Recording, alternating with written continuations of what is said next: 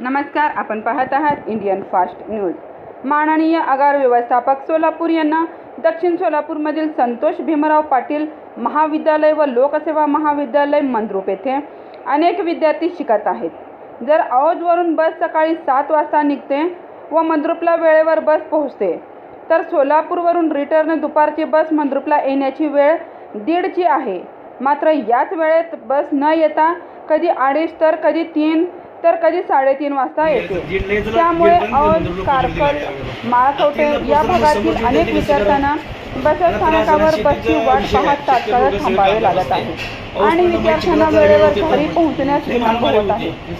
आगार एसटी महामंडळ यांना शिवसेना उपजिल्हा प्रमुख रविकांत कांबळे यांच्याकडून विद्यार्थी समवेत निवेदन देण्यात आले।